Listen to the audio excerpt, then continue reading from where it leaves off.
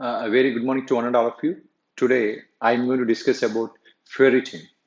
So, what is clinical significance? So, how can you use ferritin test to improve patient outcomes? Ferritin is the cellular storage protein for iron.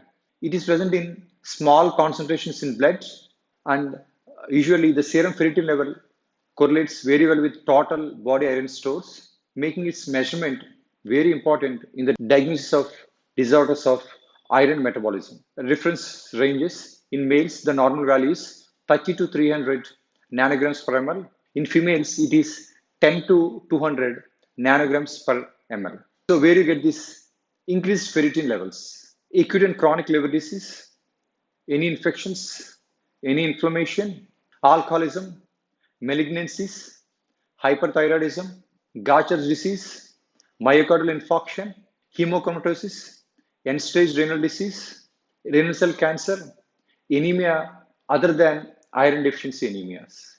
Elevated ferritin level is a sensitive test for iron overload, but is not very specific because numerous conditions other than iron overload can lead to increased serum ferritin levels. Ferritin is an acute phase reactant that decreases in the setting of infection or inflammation.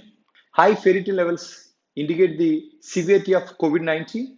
The serum ferritin concentration does not reflect iron stores in persons with chronic disorders such as rheumatoid arthritis, chronic infections, or malignancies. With liver injury, as in hepatitis, the serum ferritin concentration is increased, and these elevations may mask concomitant iron deficiencies.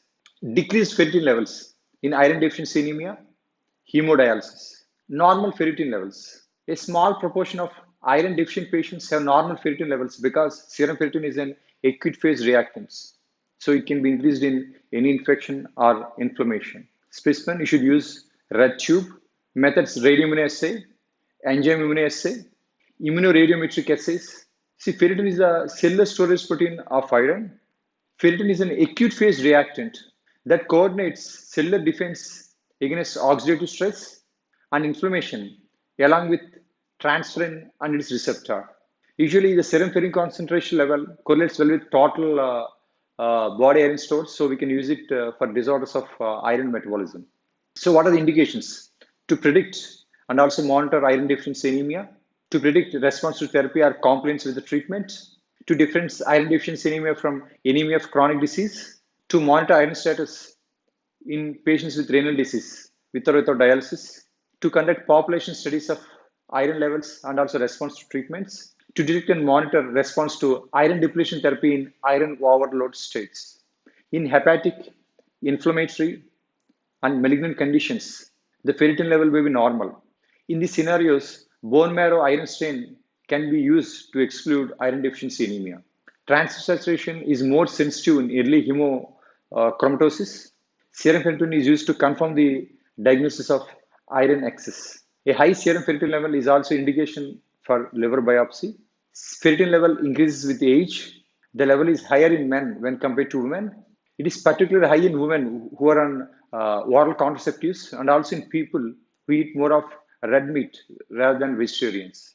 So these are the references and future readings. If you have any doubts, please post a comment in this YouTube video section. I will try to reply in my free time. And also please subscribe to my YouTube channels, and also please tell your colleagues to subscribe to my YouTube channels. I'll be making more medical videos. Thank you.